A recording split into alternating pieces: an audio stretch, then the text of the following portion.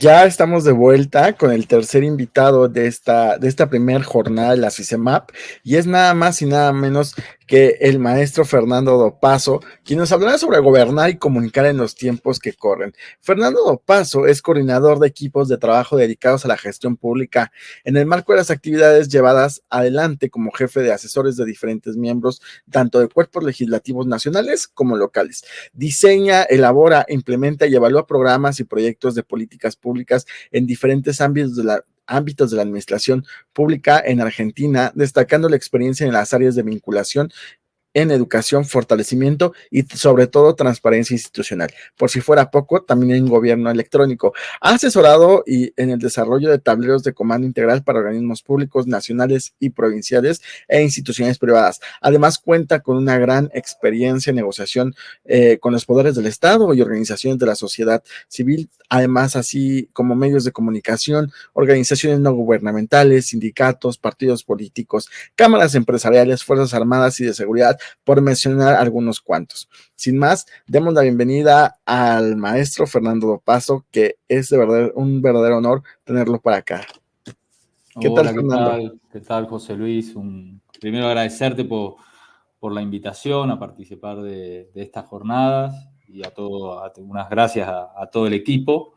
Pido disculpas de antemano en caso de que llegue a suceder, porque al igual que la querida amiga Marta Hernández, me encuentro en el Ecuador. Como saben, hay apagones de luz y si bien estoy en un hotel que tiene planta generadora, no me hago cargo en teoría en Quito no se iba a ir y hoy la luz se me ha ido en 3 ocasiones mientras almuerzo y reuniones varias. Así que pido disculpas de antemano por las dudas en caso de que suceda. Sin problemas, Fernando, es comprensible y de pronto también quisiéramos tener la planta ahí al lado y nosotros mismos operarla, pero esta parte de la consultoría ya nos deja. No estamos para tanto. Exacto. Muy bien, pues adelante, Fernando, es todo tuyo este espacio y bienvenido de nueva cuenta a la CICEMA. Bueno, ¿qué tal? A ver, la idea es conversar un poco alrededor de gobernar y comunicar en los tiempos que corren, era el título, y a partir de este título que vamos a utilizar como disparador, un poco conversar de los temas vinculados a la comunicación gubernamental sobre 4 ejes. Por un lado, en primer lugar, lo que nos ha ocurrido, los elementos fundamentales del paso de siglo alrededor de las dinámicas de comunicación gubernamental del siglo XX a hoy. Un segundo eje que está vinculado a los desafíos que tiene la comunicación gubernamental en la actualidad, ¿sí? Haciendo eje o destacando 3 fenómenos que a mí particularmente me llaman bastante la atención y considero que son los más problemáticos. Un tercer, que tiene que ver con las amenazas a las que se ve expuesta la comunicación gubernamental a partir de algunos fenómenos que se presentan, que yo los pongo bajo el paraguas de las grandes hiper. Después vamos a ver un poco bien mejor de qué va esto. Y finalmente, algunas pautas que me parece que son interesantes para entender o para abordar los procesos de comunicación gubernamental de manera más eficiente y cuál es la finalidad última que debieran tener todos estos procesos, ¿sí? En primer lugar, y la paso aquí, lo primero que uno quisiese decir alrededor de la comunicación gubernamental es entender un poco de qué va el asunto, ¿no? Digamos, por lo general, la comunicación, mejor dicho, la política, la terminamos visualizando a través de formatos comunicacionales o de esquemas de comunicación, de modelos de comunicación. Con lo cual, siempre se llega, de alguna u otra manera, a esta frase donde decimos, bueno, puede existir comunicación sin política, ¿sí? Porque puede ser que la comunicación no necesariamente sea política, pero imposible que se dé al revés. Es decir, no va a haber política sin comunicación, porque la comunicación política, valga la redundancia, es la expresión que tiene la política y la articulación política, la cual además se manifiesta a través de los poderes del Estado, de la institucionalidad. Por eso cuando a veces es simpático que se suele decir, bueno, no, es que tenemos en los gobiernos, ¿no? Tenemos problemas de comunicación, tenemos problemas, errores comunicacionales. En realidad lo que se está hablando es que se reflejan en el fondo errores políticos. Entonces, ahí me parece que lo primero a lo que apunto, y esto es algo que suelo decir muy a menudo cuando estoy con clientes vinculados a gobiernos y viendo fenómenos o situaciones de comunicación gubernamental, es tratar de entender o aproximarnos a la realidad del fenómeno de gobierno, de la comunicación gubernamental, desde una perspectiva integral. Y un poco, a modo de ejemplo, yo siempre digo, haciendo una analogía, bueno, es una mesa de tres patas, ¿sí? Ustedes si visualizan una mesa de tres patas, lo que vamos a ver es que cuando cualquiera de esas tres patas es una más larga que la otra o falta una, por lo general esa mesa se desequilibra y lo que está arriba de esa mesa se cae. ¿Sí? Pues pensemos que arriba de esa mesa lo que hay son ciudadanos, son personas, ¿sí? Son intereses. Y esas tres patas a las que hago referencia son la política, las políticas públicas y la comunicación, entendiendo por cada una de ellas la política como ese juego permanente en el que participan una multiplicidad de actores, no solo políticos, no solo partidos políticos, también ciudadanos, también organizaciones sociales, sindicatos, empresarios, etcétera, con intereses diversos, muchas veces conflictivos entre sí, y que a través de la política se intenta construir consensos en torno a valores, en torno a finalidades últimas de hacia dónde pretendemos llegar, y también, ¿por qué no?, procesos de consolidación de poder en ese juego conflictivo a veces que tiene la política, y siempre en esos juegos políticos situaciones precarias de inestabilidad o de equilibrios inestables que se dan en esa articulación o en ese intento de articulación de intereses.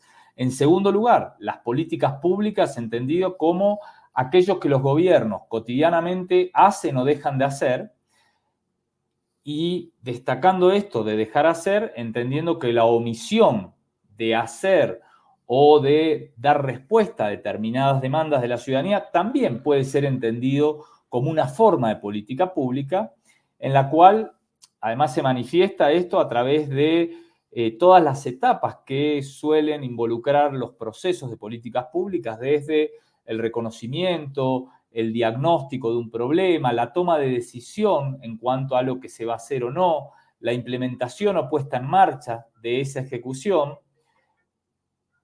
Perdón. Y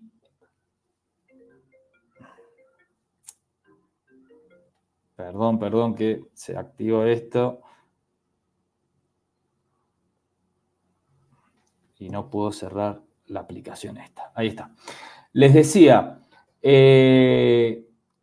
entendiendo el proceso de políticas públicas, abordando en todas las diferentes etapas en las cuales se hace presente esto. Les decía, el reconocimiento y el diagnóstico del problema, la toma de decisión, la implementación per se o la puesta en marcha de lo que se decidió que se va a ejecutar y la posterior evaluación que hace la ciudadanía, ¿sí? Y la evaluación en lógica de dar respuesta o reaccionar ante el efecto que genera la política pública.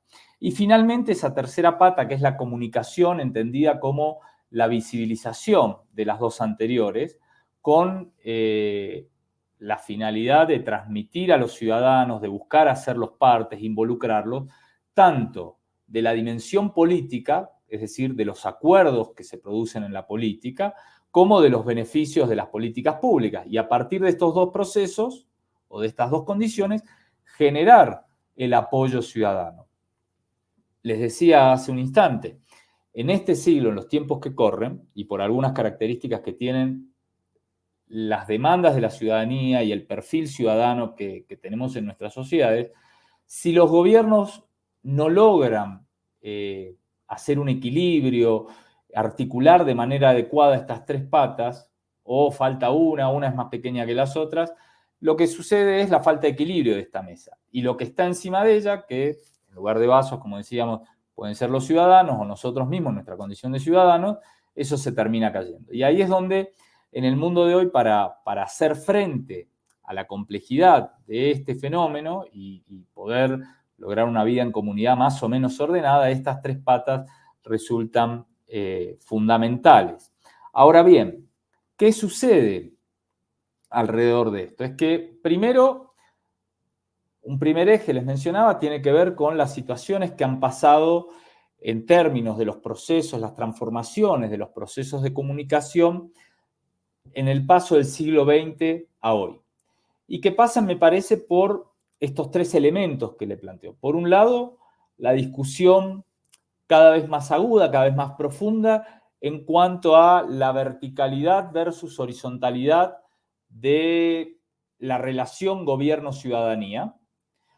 En segundo lugar, una pérdida de peso específico de la utilización de los medios masivos de comunicación como principales canales de comunicación de los gobiernos hacia los ciudadanos, hacia las comunidades. Y un tercer elemento que tiene que ver fundamentalmente con la irrupción de la era digital, el ascenso de Internet a priori y luego todo lo que sucede con los procesos, con los procesos derivados de la aparición de las redes sociales, ¿sí? Ahora, en primer lugar, yo les decía, dentro de estas transformaciones de la comunicación gubernamental del siglo XX a la actualidad, lo primero, la aparición o la discusión de procesos de comunicación vertical versus horizontalidad versus procesos de comunicación horizontales. A ver, en el siglo XX, sobre todo, podríamos decir, desde la década del 70 en adelante, particularmente en América Latina, con los procesos de consolidación de las democracias, así y todo con gobiernos democráticos, la comunicación gubernamental siempre se caracterizó por un modelo unidireccional. Unidireccional, controlado, vertical, en el que el gobierno o los gobiernos lo que hacían era dictar mensajes que no estaban buscando o no pretendían tener una reacción inmediata por parte, una retroalimentación inmediata por parte de la ciudadanía. Asimismo, lo que había era, producto de esa unidireccionalidad de la comunicación, un férreo control político por parte de las instituciones gubernamentales de aquello que se decía, ¿sí? De aquello que se le pretendía informar a la ciudadanía. Y frente a eso, o si se quiere, ese control político con ese modelo unidireccional, lo que permitía era que la propia institucionalidad, que las propias entidades de gobierno, más allá de los niveles, sea nacional, regional, estatal, local, permitían establecer cierta regulación, por un lado de los flujos comunicacionales y luego también una fuerte administración de qué se comunica a cada quien, ¿sí? Y eso era lo que permitía dilatar las respuestas, o si se quiere, la retroalimentación mediata de la ciudadanía frente a un mundo como el que vivimos hoy, donde primero hay una exigencia de bidireccionalidad, de búsqueda de esa horizontalidad gobierno-ciudadano.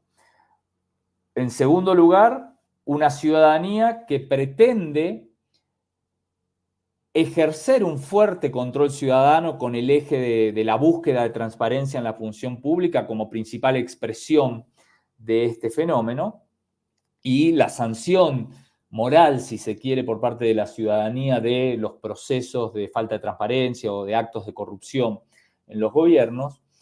Un tercer elemento que es en contrario a lo que hablábamos antes, la autonomía regulatoria, es decir, que los procesos de regulación comunicacionales ya no se dan de manera jerárquica por parte de las direcciones de comunicación, sino a partir de lo que los ciudadanos interpretan que recibieron.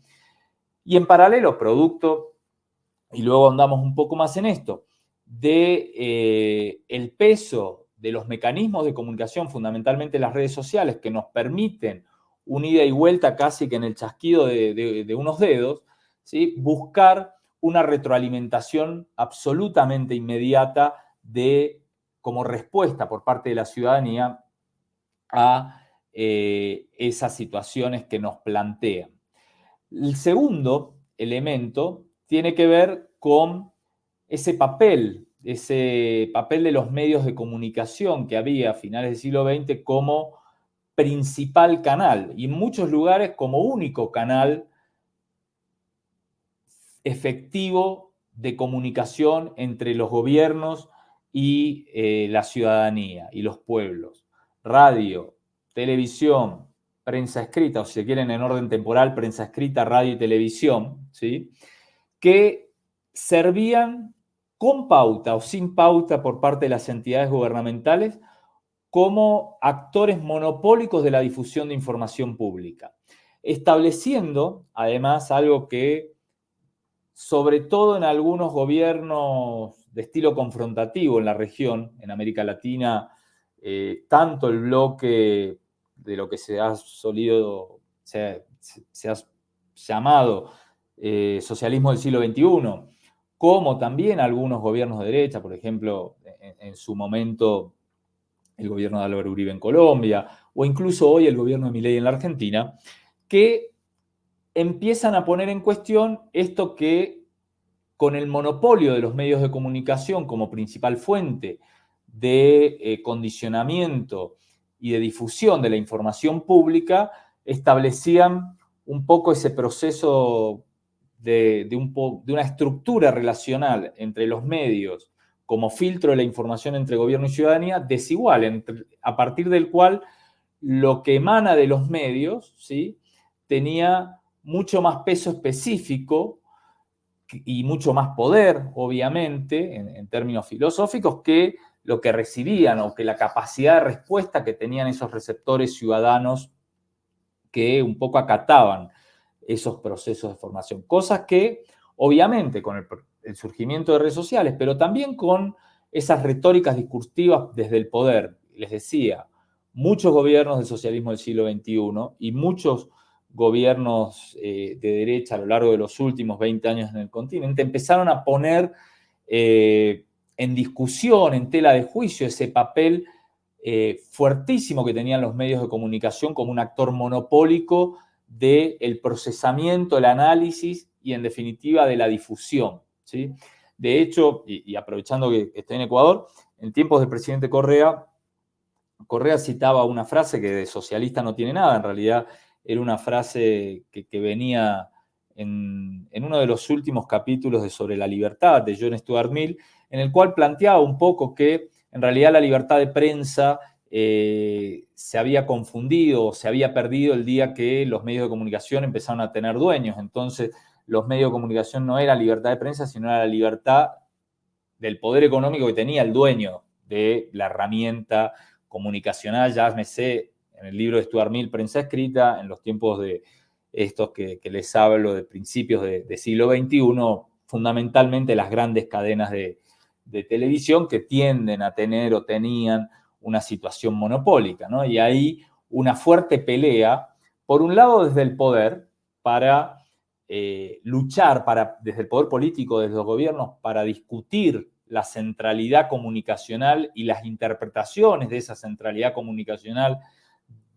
por parte de los gobiernos, pero también, en paralelo, el surgimiento de las herramientas de redes sociales, que lo que permiten es una democratización, por un lado de los contenidos, pero por otro lado de la producción de información y obviamente una horizontalización del consumo de medios.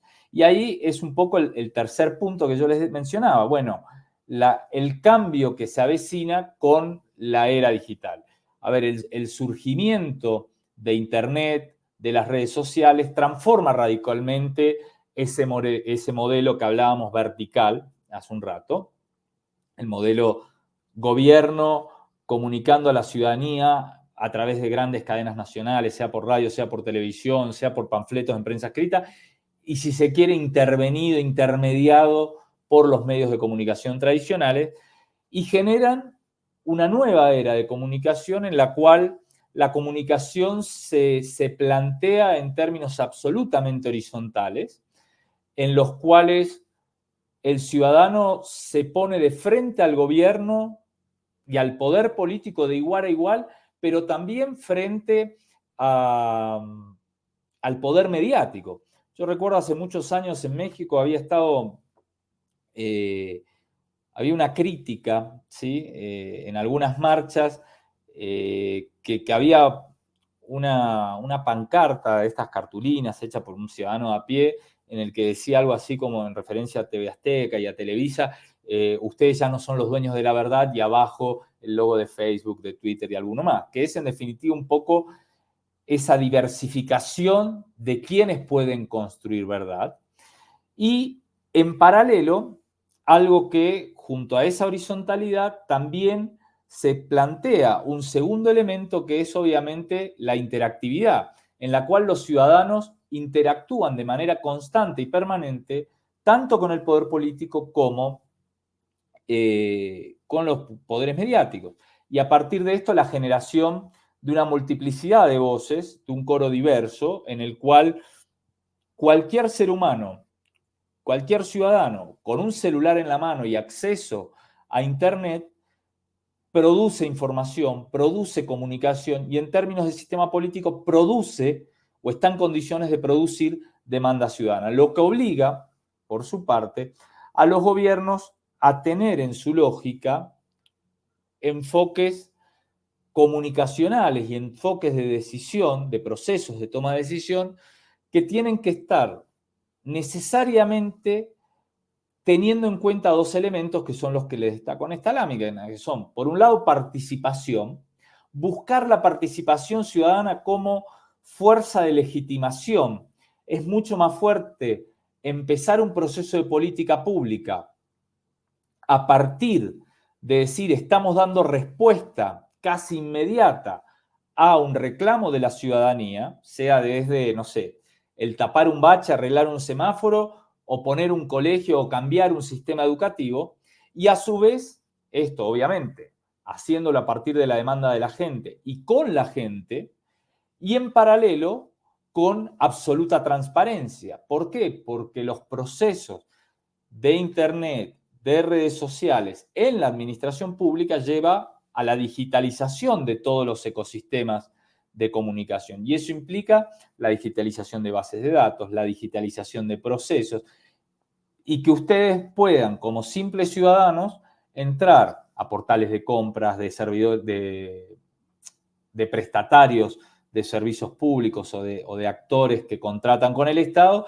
y poder ver licitaciones, contrataciones, diciendo hizo, no hizo, cumplió, no cumplió, ejecutaron solo el 20% del presupuesto, el 30% del presupuesto, y esto hacerlo desde el celular y generar los procesos de reclamo, ¿sí? O de incidencia por parte de la ciudadanía sobre las instituciones públicas, ejerciendo además, a ver, y en esto trato de ser justo un poco, un proceso de fuerte injusticia con las instancias gubernamentales más bajas. Porque los gobiernos nacionales, algunos gobiernos subnacionales, tienen la capacidad institucional lenta en su adaptación, pero tienen cierta capacidad institucional de dar respuesta a estos desafíos, de dar respuesta a esta presión por parte de la ciudadanía y las nuevas herramientas con las que cuenta la ciudadanía. Ahora, en otros lugares, ¿sí? Esto es mucho más dificultoso si no se generan nuevos mecanismos y nuevos modelos comunicacionales y organizativos por parte de las instituciones públicas, que además requieren, incluso en lo nacional, juegos mucho más colaborativos. Eso como grandes transformaciones, estos tres ejes del paso del siglo XX al siglo XXI y a lo que ha enfrentado la comunicación gubernamental. Ahora, también tenemos, yo digo, desafíos de la comunicación gubernamental hoy, y que me parece que podrían resumirse en la amenaza, o en realidad el gran problema y gran desafío que existe en términos de desinformación y fake news, las crisis de confianza, ¿sí? Crisis de confianza hacia la politicidad, hacia los sistemas políticos por parte de los ciudadanos, y el enorme desafío que existe en términos de segmentación de audiencia. ¿Y por qué destaco estos tres elementos? A ver, en lo que hace a desinformación y fake news, a ver, así como las redes sociales ayudan, ¿sí? En general, desde el WhatsApp como mecanismo de mensajería hasta Facebook, Instagram, ni que hablar TikTok en los tiempos que corren, ayudan a horizontalizar la comunicación, ¿sí?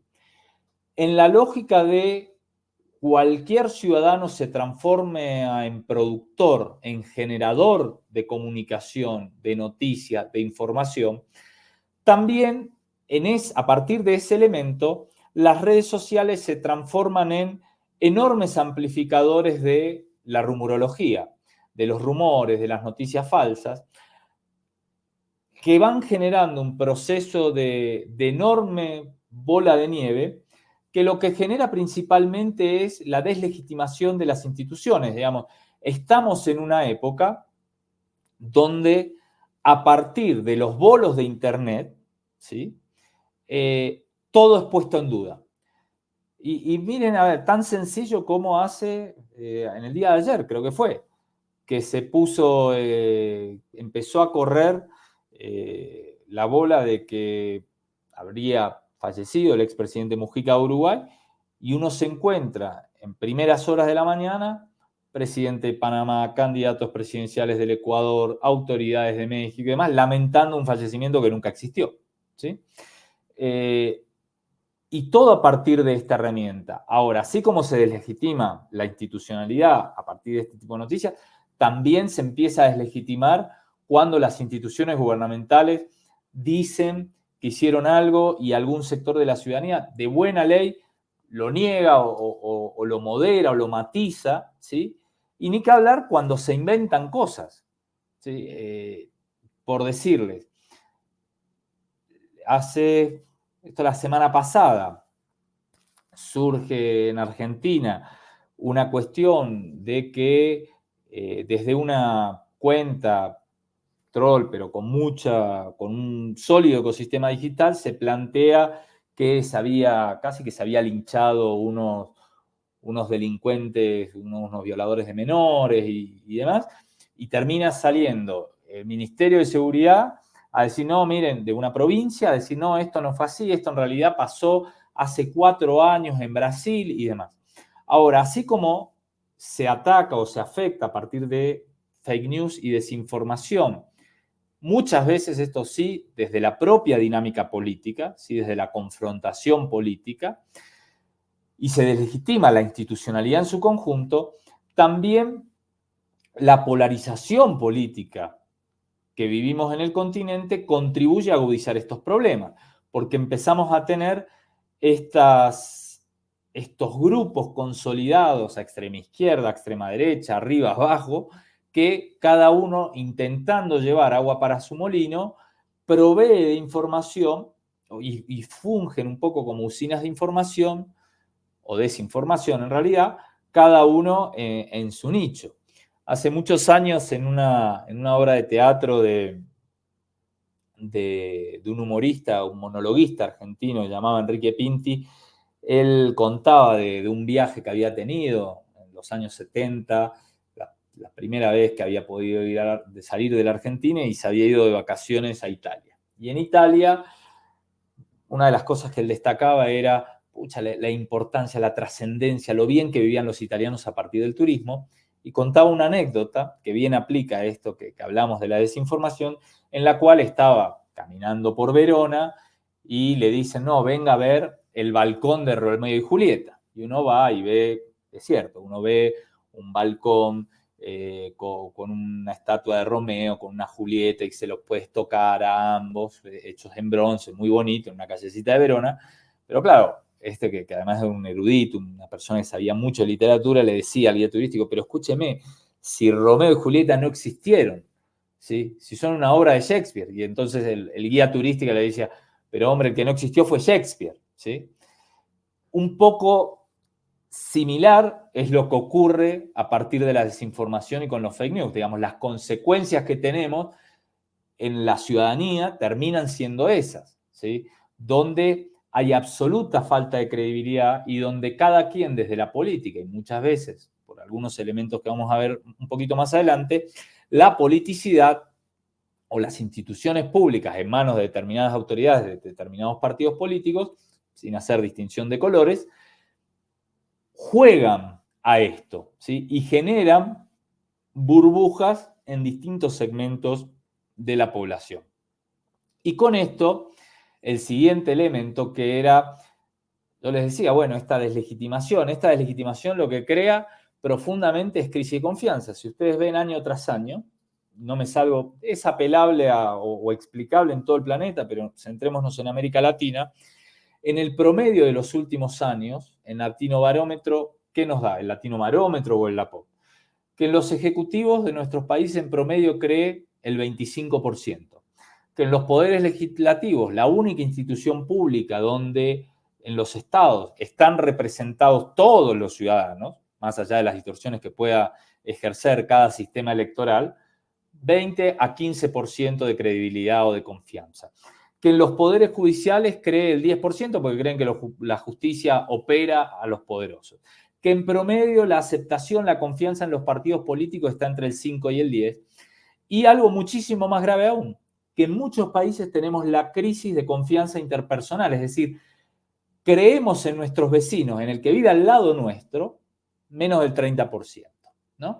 Entonces, este deterioro de la confianza en los gobiernos y en los actores políticos que están en el medio de la institucionalidad se debe fundamentalmente a dos cuestiones. Una, la falta de eficacia y eficiencia en las respuestas en materia de política pública ante las demandas ciudadanas, que se ha visto fundamentalmente agravado post-pandemia. ¿Y por qué post-pandemia? Porque la pandemia del COVID-19, particularmente en América Latina, vino a ser un efecto de, o a generar un efecto de visibilizar las precariedades preexistentes.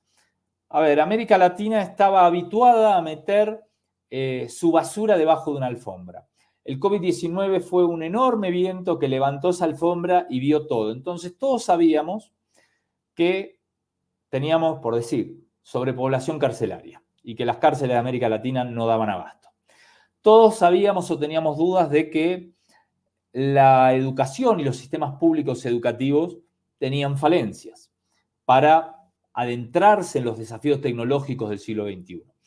Todos sabíamos que los sistemas de salud pública tenían problemas, ¿sí? Problemas por decirlo menos, o enormes crisis sanitarias. Ahora, cuando viene el COVID-19 y nos encierran a todos, un mes, 2 meses, 5 meses, 10 meses, según el país, ¿qué pasa?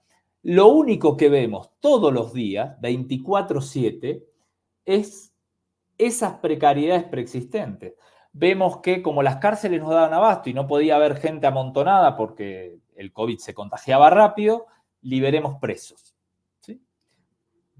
Dependiendo de los delitos, pero liberemos presos.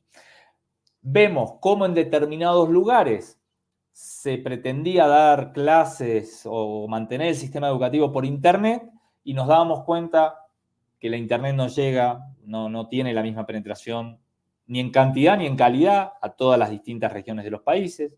Nos encontramos con familias que tal vez tienen 5 o 4 o 3 hijos y un solo celular con internet o una sola computadora. Entonces, el más grande terminaba haciendo al último sus tareas y enviándosela a un profesor o a una maestra a las 11 de la noche, con lo cual los miembros del sistema educativo, profesores, maestros, dando respuesta fuera de horario laboral, ¿sí? Y esto cuando conseguías internet. Y ni que hablar, sistemas de salud pública absolutamente colapsados. Ahora, a esa falta de respuesta y que contribuyen a profundizar esta crisis de confianza sobre la capacidad, sobre la eficacia de nuestros sistemas públicos, algo que siempre estuvo vigente en la demanda ciudadana, por lo menos en las últimas 2 o 3 décadas, que es la idea de corrupción. Y frente a esto, el enorme desafío de la comunicación gubernamental, o mejor dicho, a través de la comunicación gubernamental como herramienta de visibilización de lo que hacen los gobiernos, la necesidad de recuperar esa credibilidad o de salir de esta crisis de confianza a través de establecer fuertes procesos de transparencia, y yo digo de coherencia o de consistencia entre la retórica, entre los discursos públicos y las acciones que se manifiestan desde los gobiernos en lógica de políticas públicas, ¿sí? Y el siguiente punto que les ponía a consideración, que tenía que ver con esto que uno dice segmentación de audiencias. Tenemos sociedades caracterizadas por una enorme heterogeneidad, sociedades cada vez más diversas, más fragmentadas, y en esa fragmentación, obviamente, la diversificación de intereses y de demandas, ¿sí? Con lo cual, forzamos a los gobiernos a dar respuestas o atender y adaptarnos a públicos con intereses, con necesidades diferentes. Lo que implica, por un lado, una lógica diferencial, ¿sí?, de comunicación, de construir mensajes diferenciados, por lo menos en la primera etapa del siglo XXI, cuando empezamos a hablar de segmentación de audiencias, de segmentación de públicos objetivos, y, digamos, hasta hace cosa de, estamos en el 24, entonces pongámosle hasta hace cosa de 10 años, decíamos, bueno, ¿no?, una segmentación sociodemográfica, socioeconómica, pero con la fuerte irrupción y la llamada de atención a los procesos de atención de los ciudadanos sobre la comunicación y en particular a la comunicación emitida sobre las redes sociales, el enorme desafío de plantear la microsegmentación y casi de obligar a los gobiernos a establecer o buscar mecanismos casi que de comunicación personalizada. Ni que hablar ahora con, digamos, los procesos vinculados a la inteligencia artificial, ¿no?, donde también eleva aún más la vara de la búsqueda de segmentación de audiencias. Ya no es la segmentación de audiencias por intereses genéricos que teníamos en Facebook o en las primeras plataformas, sobre todo Facebook, digo, porque era la más fácil para pautar segmentadamente en lógica de intereses, ¿no?, sino todo lo que vino después y llevando hasta el día de hoy. Y luego, yo les mencionaba antes, bueno, un tercer eje de lo que quería conversar con ustedes, que tiene que ver con las amenazas a los procesos de comunicación, y les decía la hiper. Para los argentinos, la hiper suele ser la hiperinflación o la amenaza de la hiperinflación que se vivió a finales de los 80 y que, según el presidente Milei, había una fuerte amenaza en los últimos años. Pero en estos términos, en realidad, la hiper se refiere a 4 características que están sumamente vigentes en los sistemas políticos de hoy en día, particularmente en nuestra región, y que son las amenazas que uno ve a la eficacia y eficiencia de lo que debiera ser una comunicación gubernamental funcional que dé respuestas.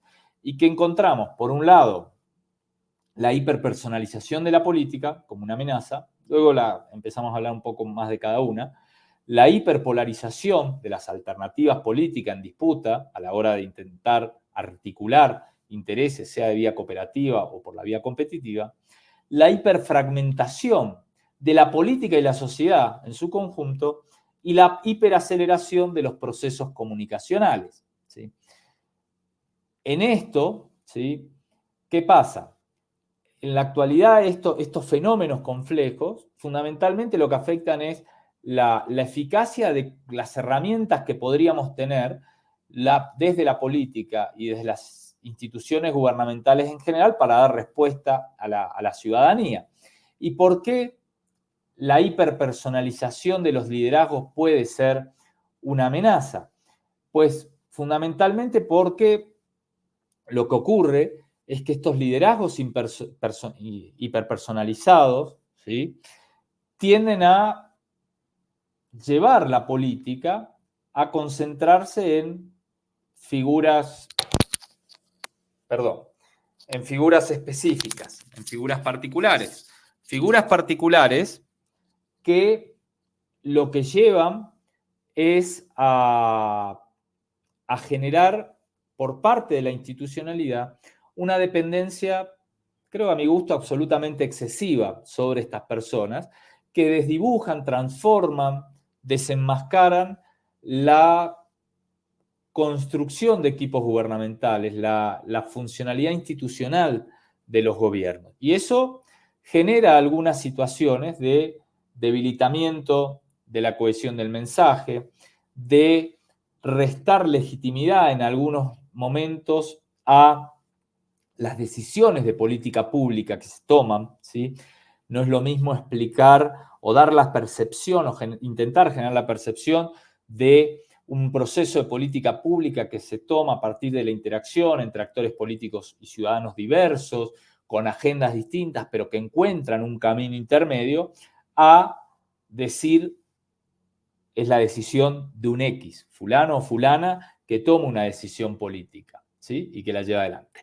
Pero por otro lado también hay una situación, si se quiere, de que nos lleva en ese liderazgo hiperpersonalizado a que cuando las cosas van mal, no solo que la institucionalidad se ve desdibujada, sino que la personalidad, los líderes empiezan a ser caricaturizados. Y una vez que entran a ser caricaturizados, por parte de los que no los quieren, van atados en la caricaturización, en la sátira de esas personalidades políticas de la propia institucionalidad, generando un proceso de retroalimentación constante, ¿sí?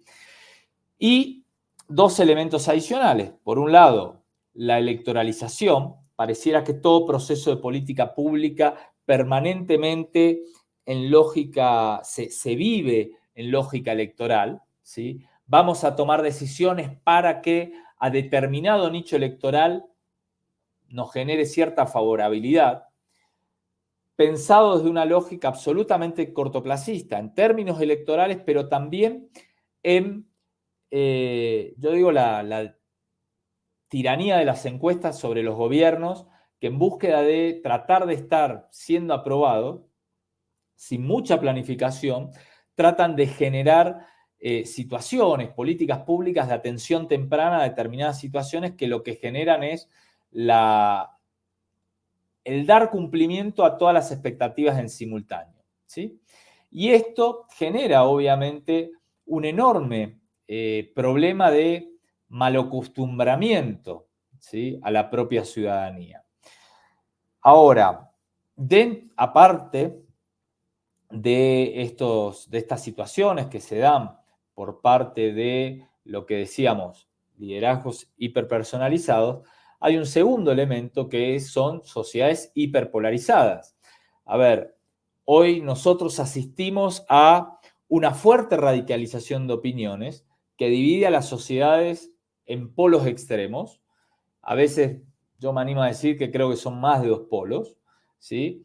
Y lo cual esto conlleva que sea muy difícil el ejercicio de la política democrática si la entendemos a la política democrática como un proceso de articulación de intereses, de un ámbito de diálogo que sea o esté destinado a construir consensos que generen cierta legitimidad en procesos de políticas públicas.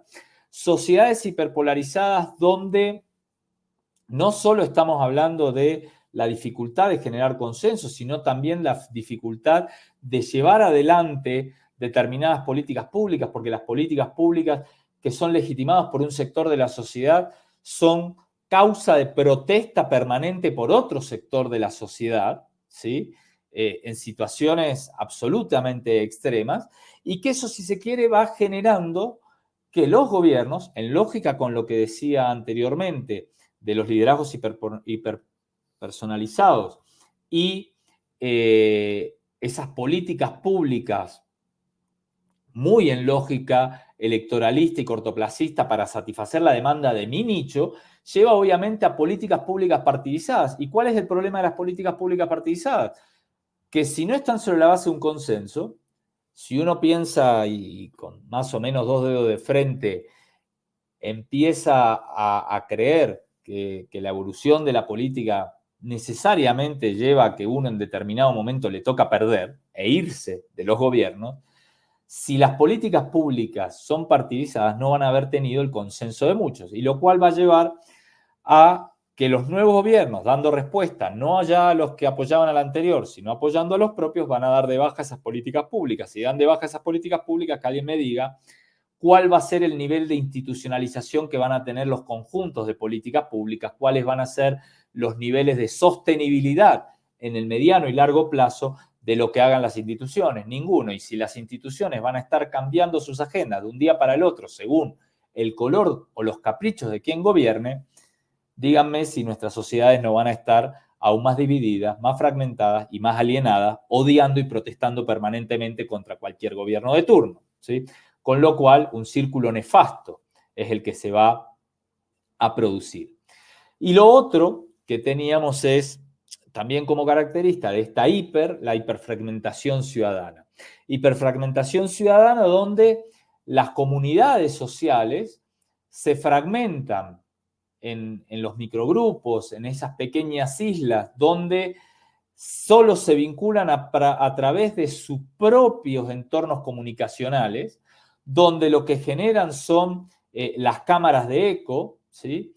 Que, por un lado, reducen o restan la posibilidad de un impacto eficiente de la comunicación gubernamental, de los mensajes unificadores que tratan de llevarse adelante por parte de las instituciones públicas, y ni que hablar, dificultando la creación de un sentido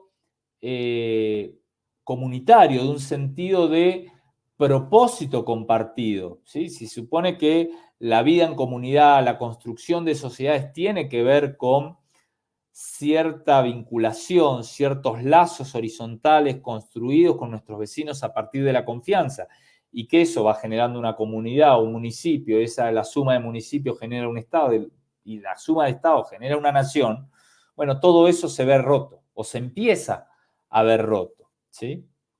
Y no solo roto, sino además profundizado en los problemas.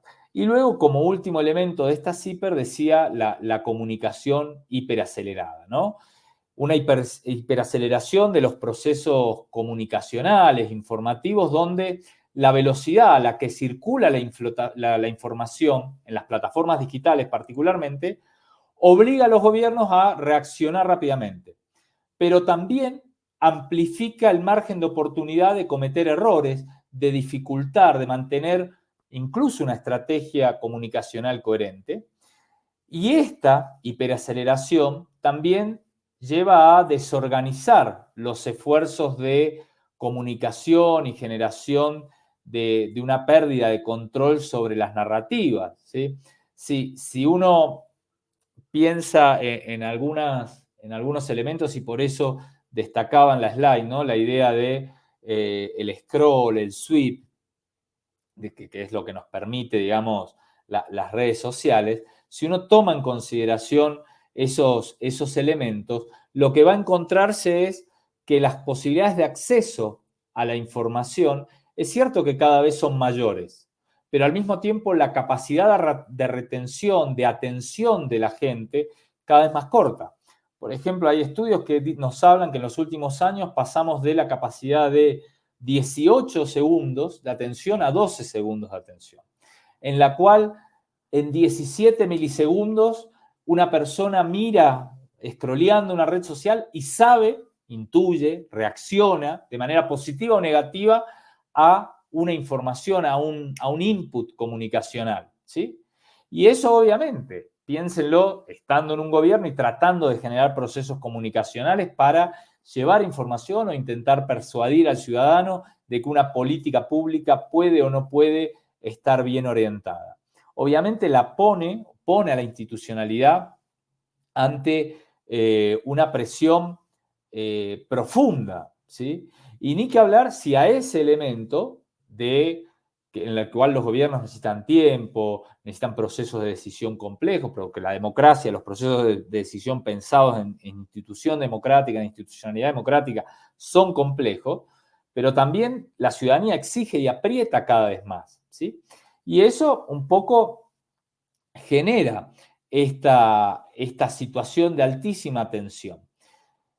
Ahora, lo otro, y frente a estos desafíos y frente a estas amenazas, lo que tenemos son, yo digo, las herramientas para una comunicación eficaz y que voy pasando rápido porque me parece que quedan poquitos minutos, tienen que ver con algunos elementos que uno suele plantear, ¿no? Y en primer lugar, uno diría la necesidad de construir una narrativa coherente y auténtica. Es decir, es fundamental que todas las instancias comunicativas que tienen los gobiernos intenten establecer un relato creíble, ni que hablar que conecte emocionalmente con la ciudadanía, fundamentalmente porque en estos procesos de falta de atención o en estos momentos de falta de atención, el impulso emocional es el que más nos conecta, lo cual reafirma esta vieja frase de Camus en La Peste cuando en un pasaje escribe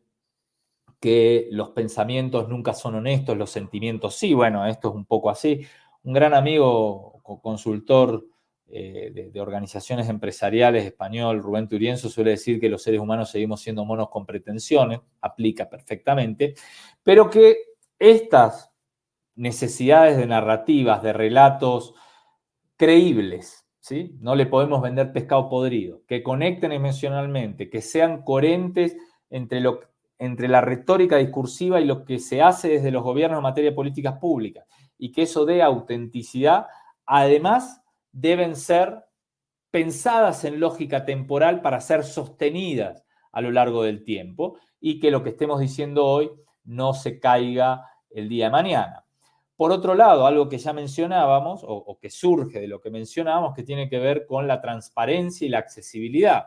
Esto es, mantener a la ciudadanía informada de manera clara, de manera continua, utilizando las herramientas que nos dan las plataformas digitales, que obviamente en lógica de plataformas digitales las tenemos que orientar en términos de participación, ¿sí? De sumar gente, de hacerlo con una lógica permanente, accountability, de rendición de cuentas, de transparencia hacia esa ciudadanía y, algo no menor, en tiempo real, ¿sí? Hoy da la sensación de que por lo menos a partir de las herramientas que tenemos de inteligencia artificial hay algunas cuestiones sí que podemos, en la medida que haya por parte de los gobiernos un fuerte ejercicio de redimensionamiento organizativo, estamos en condiciones de afrontar eso. Lo otro que tenemos que tener en consideración es la necesidad de un uso estratégico de las redes sociales. A ver, las redes sociales de lógica gubernamental, cualquiera sea ella, cualquier cuenta, deben tener un uso estratégico en algunos sentidos, que es, por un lado, entender la naturaleza de las redes sociales no como ese canal vertical, viejo modelo, que muchos gobiernos siguen repitiendo ese modelo, sino horizontal. ¿Y qué es horizontal? Un espacio de construcción de diálogo, donde más que hablar, más que dirigir mensajes, escuchemos, ¿sí? Seamos receptivos, monitoreemos las conversaciones ciudadanas y a partir de ese monitoreo, de esa escucha activa, generemos respuesta a las inquietudes ciudadanas, a las demandas ciudadanas, a la necesidad de información por parte de la ciudadanía y que incluso podamos sobre la marcha corregir rápidamente algunas decisiones. No necesariamente la corrección, no sé, a nivel nacional de una ley nacional que modifique todo, pero en microniveles sí se pueden hacer algunas cosas muy interesantes. Otra cuestión, y muy propio de los tiempos que corren, la utilización de las grandes bases de datos, del Big Data y el análisis de opinión pública, ¿sí? Esto conlleva la utilización de herramientas de análisis de datos que nos permitan comprender mejor a la población, comprender las distintas audiencias y que esto, a partir de algunos elementos, de algunas herramientas en realidad, de escucha digital, de Big Data, ¿por qué no?, de inteligencia artificial, podamos, con un sinnúmero de información, empezar a anticiparnos a la ciudadanía. Es decir, empezar a predecir comportamientos que nos permitan anticiparnos a potenciales crisis, que nos den insumos para construir escenarios futuros. Esos son los grandes desafíos o las herramientas que debe tener, me parece, para generar procesos de comunicación eficiente los gobiernos. Y finalmente con una única finalidad de construir. Mario Riorda, un gran consultor y académico argentino, habla de mito de gobierno. Yo a veces digo horizonte de sentido. Mientras que armaba la presentación me quedó este título de horizonte mitificado. ¿Pero qué es esto? Empezar a revalidar hacia el largo plazo un posicionamiento de los gobiernos donde encontremos congruencia entre el relato, un relato basado en los valores que expresan los gobiernos. ¿Por qué no?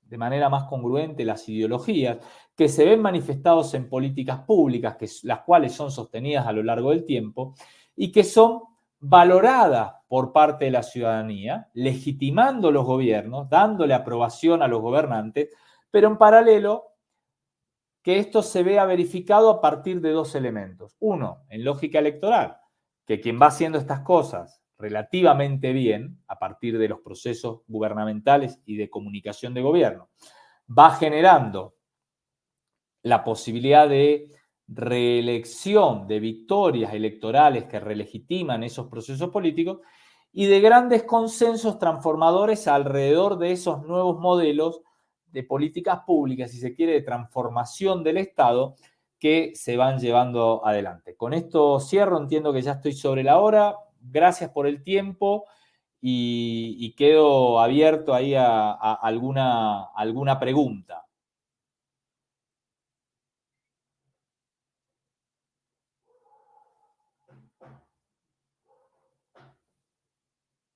Estás mutado, no te escucho, José Luis.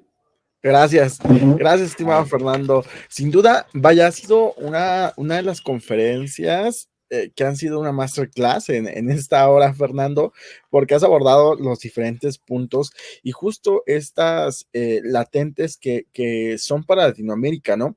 Con el tema gubernamental.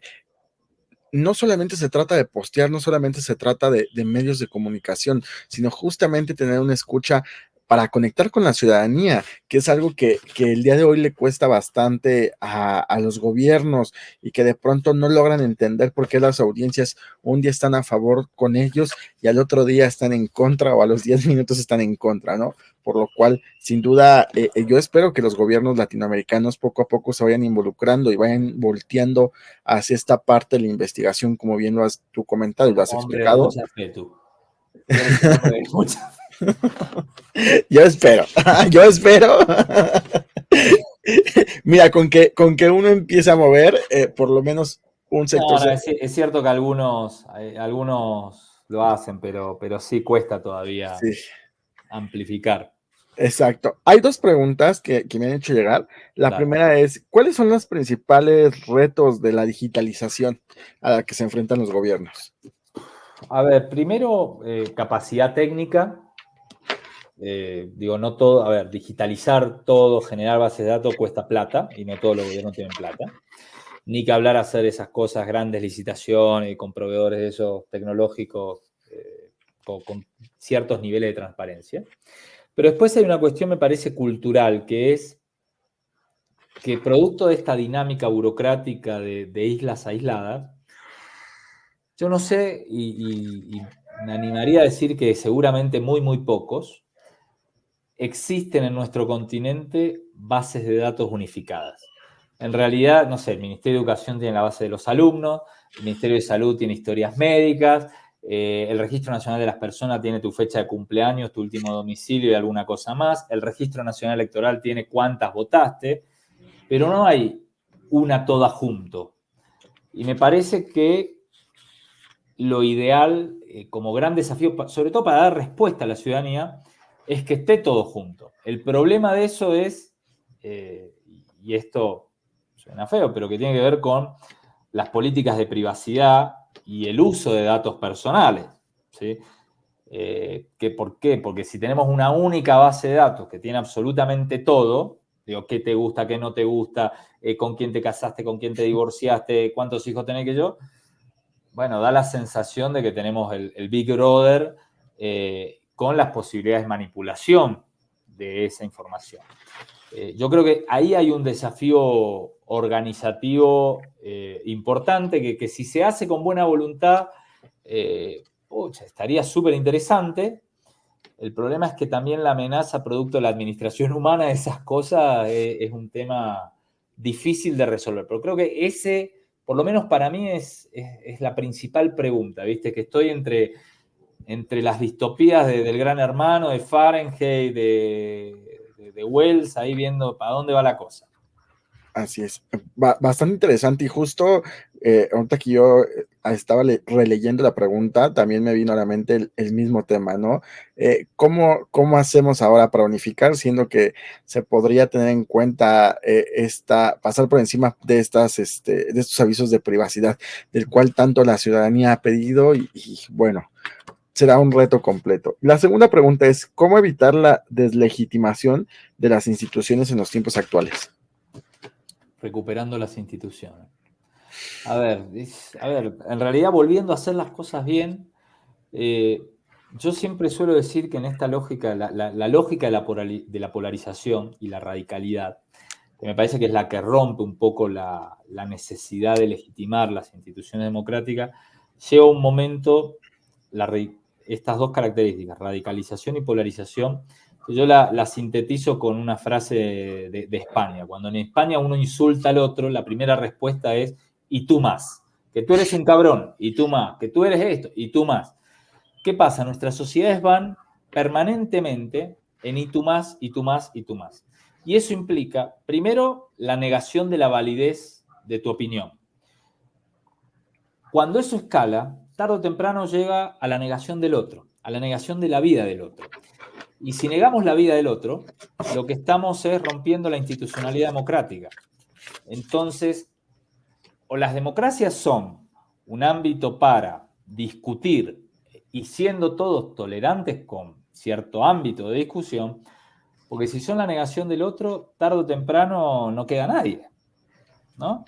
Y entonces hablaremos de cualquier otra cosa menos de instituciones democráticas. Yo a veces como lo digo medio en sorna, medio en serio, digo, uno también hace campañas electorales, es consultor electoral y muchas veces en líneas de mensajes va por escalar la discusión, sea por el miedo, por la esperanza, pero escala.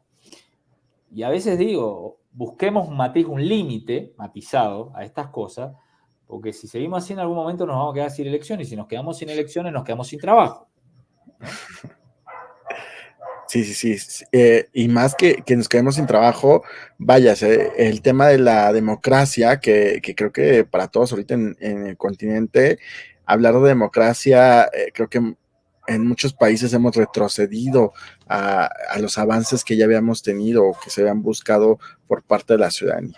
Pero bueno, Fernando, no quiero agarrar más de tu tiempo porque sé que también tienes otros asuntos, pero quiero aprovechar esta oportunidad, la primera vez que estás por acá, Fernando Paso, la primera de muchas, espero, y entregamos este reconocimiento Clubas Comunicación y la CICEMAP al maestro Fernando Dopazo tras haber participado como conferencista en la tercera Semana Iberoamericana de Comunicación, Estrategia y Marketing Político, realizada en modalidad online del 23 al 27 de septiembre de este año, y este documento se extiende aquí en Ciudad de México, México, el día de hoy, 23 de septiembre del 2024. Lo firma tu servidor y te lo haremos llegar más tarde. Muchísimas gracias. No, muchas gracias a ti, José Luis. Felicitaciones por el esfuerzo de juntar colegas, amigos, que cada uno en su especialidad seguramente ha aportado algún granito de arena por lo menos para la discusión sensata de estas cosas. Así es. Muchísimas gracias, estimado Fernando. Te mando un fuerte abrazo y seguimos en contacto. Hasta luego. Buenas noches. Buenas noches. Ha sido Fernando Paso y uno de los consultores referentes también de América Latina, y por supuesto tenemos al siguiente consultor también referente en América Latina que estará con nosotros. Ya regresamos, ya está aquí conectado.